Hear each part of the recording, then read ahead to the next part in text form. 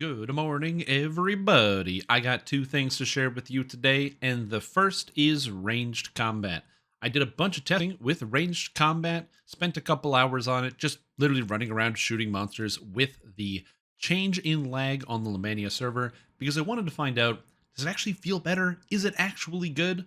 And I can conclusively say that it definitely feels a lot better. There are still some issues with ranged. One of the biggest issues is obviously when monsters are very close to you. Sometimes the horizontal targeting doesn't work as well. So you got to be a little bit careful about that. However, just generally jumping and running and shooting feels a lot better. In fact, couple quirks of the system. You know how there's like that desync with ranged weapons where eventually you start like your character's animating and firing and the actual damage that the monster is taking is kind of like out of sync? That didn't seem to happen to me, which was pretty fun. And I also tested out Scattershot. Now, Scattershot is an ability in the Horizon Walker tree that I personally have never been able to find work. It basically shoots off three arrows, it hits a bunch of monsters in front of you, and that's the end of that. But what it does in the regular game is that you shoot three arrows and they just disappear. You might hit one target, you might hit two, but I had pretty much never hit three targets. Here with Scattershot, I found I was hitting targets pretty consistently. Basically, almost every time I was hitting three targets. I think it was like something like 7 out of 8 scatter shots was hitting three targets as opposed to two. Now, I'm not telling you that Scattershot's a good ability, but the fact that Scattershot is working and is actually landing on enemies, that is kind of the green flag, if you will, to be like, oh yes, this is awesome. You know, we can actually get going. Now, I did still have an issue with throwers. I don't know if this is because I'm out of practice with throwers. I did find there was still some amount of desync, so I don't think that range combat is completely solved, but it did feel a lot better. I also spoke to some other people, some raiders, about ranged combat, and they said that from their testing, it also felt a lot better during with the ranged combat with the lag. So reducing the amount of just general server latency in the system has helped tremendously with a lot of the range combat. But again, it's not. This is not the be all end all. Everything is done. Everything is perfect. Okay, let's all go home, pack up our bags, sort of deal. You do still have like some issues kind of popping up here and there. So they still have to work on some of this sync with like how monsters get, especially when you're in close range. At range, like at down range, I had no problems. Everything always landed. But again, it was that close range where you were struggling the most. You're struggling less, but there's still a little bit of a struggle. You're just gonna make sure you keep your camera on target. And I imagine people with like higher amounts of latency, people in Europe and other things, will probably still have those problems. But again, it's going to be a little bit of a wait and see. Now, I want to get that out for you today, but that makes a bit of a short video. So, a bit of a bonus clip here. There was a cool post that was posted by Sandstone Games, and I'm going to kind of read it now with you together. So, if you haven't seen it yet, it's about the changes with lag and what everything that was what going on up in there. Hey, I'll take a look. All right. So, and somebody linked this before. They talked about it. They just didn't link in chat. Didn't really have a chance. So this is Kodog Cuisinart, developer, with 8 posts in the forums. Ooh. With Tasty Ham. Good, very good choice of avatar, by the way. So someone said, I have a question. Huh? Without too much detail, know that Turbine developed 2 proprietary script languages to help abstract the multiplayer aspects of the game and solve synchronization and messaging requirements for massively multiplayer games. Because important to note, Turbine is a old company, so it's not like they were just like slapping this shit onto Unreal Engine. Okay, they had to basically do it themselves, right? So it makes total sense that they had a proprietary scripts and languages and stuff. It's the reason why people are like, oh, how is DDO coded? You have to know like a lot of the stuff, like the inside baseball of how it works. Having done so, a lot of modern approaches to performance profiling fall a little flat because they come down to an inconvenient fact that the game code is written almost entirely in these 2 proprietary languages, and the last call on the stack ends up being a call into the VM. I don't know what that means. Over the last 2 years, we developed profiling analysis tools to aid us in diagnostics and fixing problems. Because that's one of the other issues, is if nobody really understands, not that they don't understand, but like there's always like problems within the game, and they don't know where the problems are coming from, you use modern techniques that don't work on the older engine. That being said, knowing about a problem and coming up with workup solutions can be challenging. The era under which these games were developed is very different from a hardware topology standpoint. These were developed during the times of single processor servers, prior to broadband, and when servers were not virtualized. Turbine invented its own form of compute cloud, storage solutions, and game engine. Some architectural decisions were made to minimize memory requirements because memory was either limited and expensive, which tends towards more CPU-intensive solutions. Another thing to keep in mind is that post-launch, the game took directions that the original team could never have foreseen, and therefore wrote algorithms and made architectural decisions that could be challenging given where we are now, which again makes total sense. No one in 2006, or like when the game was first being put together in like 2003, was like, I wonder what it's going to be like when monsters have millions of hit points and players have like 17 feats, and each item has 4 effects and sometimes 2 augment slots and other things. Like, they didn't think about that. They, like, back in the day, some of the best items in the game was like +5 strength gauntlet. Best item in the game. And you're like, double checking we haven't started. Nope, we're good. An example of this can be illustrated with feats in the game. When I asked for a specification on feats for the game during early development, the design lead at the time handed me a copy of the 3.5 edition Player's Handbook and said, "This is your specification." Cool, that's less than 100 feats, and most of those are specializations masteries.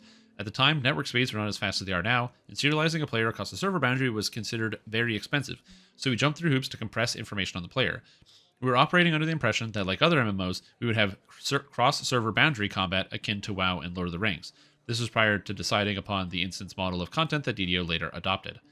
Some algorithms literally walk through every possible feat in the game with certain category and check if you have a bit set, which at launch was quite a small number. Damn, they checked everything in the game every time? We did not envision a design team solving the problem of advancement at a less macro level by using feats as the workhorse they have become. Yeah, because everything is now a feat behind the scenes. Right? Everything is a feat behind the scenes. So they probably didn't expect the feat system to get expanded. Right? Initially, those small iterative pathways were not a performance issue, so no one batted an eye at that n-squared algorithm. We had some coding standards to keep certain pathways from crossing to keep it from becoming a performance issue, like feats don't modify effect properties and effects don't modify feat properties, so that feats could cache their bonuses and not have to be recalculated except on login and advancement. At some point, one of the developers fixed a bug where feats and effects weren't stacking per the player's handbook, crossing the stream because nobody was left from the original combat team to stop them. So then, every time an effect touched one of these properties, it had to rebuild this value, iterating over all possible feats that it could touch. An n-squared algorithm became n-cubed. At the time, this wasn't that big of a performance hit because we didn't have 485 refreshed bonus properties and 7,000 plus potential feats.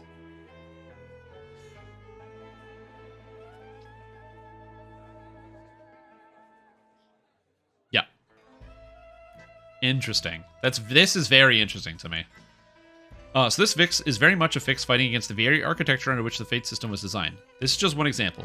But performance on projects this massive isn't just one big issue. I always say performance in these projects is death by a million paper cuts, and only through steady applied pressure and paying our technical debts by carefully changing what is prudent and testable we can improve performance.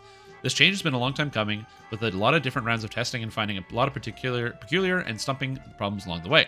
This change has been silently tried on the Mania a few times, running the new code in tandem with the old code and cross-checking the results to find errors. This time, we felt like we were getting close enough to release it and decided to turn off the old code pathways and see what popped up. Which, again, makes sense why it's such a dramatic shift. They were literally trying to do a lot of things that they should not do. Anyway, I'm super grateful for fans that have kept the franchise going, and we aspire to be worthy of your patience and loyalty on this product. I hope this change is successful and brings greater joy to the gameplay. We are painfully aware that there's a long way to go when it comes to performance fixes on the client and server, and we have to balance that against new feature development and tech rot associated with tools and technologies written 15 years ago. I hope this explanation is somewhat illuminating, and I would kindly ask that those in the community not assign incompetence or malfeasance to the developers at SSG. There are many of us who were there in the early years who have come back, and a lot of new faces. Everyone here really cares about the product, and we really care about our players and longevity of the franchise. We are human and make mistakes. Games like this have a burden of legacy systems and data that sometimes make it hard to anticipate the halo of changes when they are made. This is a very, very important statement that I think a lot of people get confused about, where they assume that the people that work at SSG are like either idiots or they don't care, when it's like, you know, you have somebody who starts like working at a company like this and they have to deal with this problem that they were talking about, right? Where the feat system was never supposed to be used in the way it was, and then it starts being used in a way that's improper, but you get started and that's the way the feat system is being used, and you like literally not even got there. Right? You didn't even know that this was like the underlying issue and the cause, because you didn't even know that this was a problem, because you didn't even know that people would even do this in the first place. And so, not to say that like SSG is perfect. Of course not. They are human and they make mistakes and they do things that are wrong. Everybody does things that are wrong. I do things that are wrong. You do things that are wrong. Probably every day. Probably multiple times a day. And so, I'm happy that they're still working on it. I will say this statement, which is like, I'm grateful for our fans have kept this franchise going, is true because the performance right now is really rough in DDO. And so the Lemania change is like night and day. And as they said before, like, they still recognize that they have issues, especially when it comes to like the game client, because again, the client server interaction, there are still some weird client server interactions that go on. But this is like insane. Anyway, I don't tend to surface often because I'm hella busy, and when I work for the games I previously spent I spent too much time on the forums and got myself in trouble with work-life balance, which is also true. Again, the people get upset when they're like, we never hear from the developers, but it's like the developers they don't want to be famous, they don't want to be known, they want to like work on their video game. You know what I mean?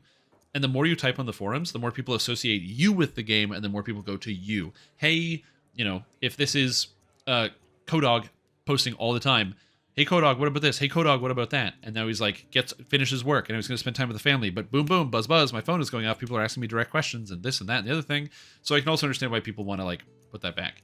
It is nice that somebody remembered me from my doghouse thread days. We still have the castle bed, and our 4 children have enjoyed it since that time. I have really good memories of having such a collaborative working relationship with fans of the game. I'll try to surface more often as long as we can keep the vibe constructive. However, I must say that you, my boss, and coworkers would rather me spend my time working on the game rather than chatting on the forums. Best wishes. So that's very cool. I'm really glad that they posted this stuff and talked about it. Again, this is just interesting for me to know. I'm not a programmer, so I'm sure some of you guys were like, they did what? But yeah, it doesn't surprise me that some of the tools are very out of date on DDO. Because remember, they're like thin budget. So they, for a long time, DDO has been very thin budget. So they don't have the money to invest in like new stuff. They have to make new content and not like improve the game, because improving the game has a physical cost. And if you run out of money, the game goes under no matter what. So they kind of just have to keep, it's the problem of like, do you decide you're building a tower. Do you reinforce the base of the tower because that's good and the tower won't fall over? Or do you keep building the tower higher because the tower is what gets people, that's like the tourism attraction. You need people to come and go up in the tower. That's what pays your bills. And the higher the tower, the more people will come. And eventually people go, oh, but there's other taller towers nearby, so you have to keep constantly building on top of this rickety tower. And the answer is sometimes you kind of have to keep building on the rickety tower. Eventually, the tower will fall over if you do nothing to the bottom of it. But it's the scary part. And I think that DDO has this very fortunate position of being the only game in the entire industry that behaves like it does. There are no other video games like this one.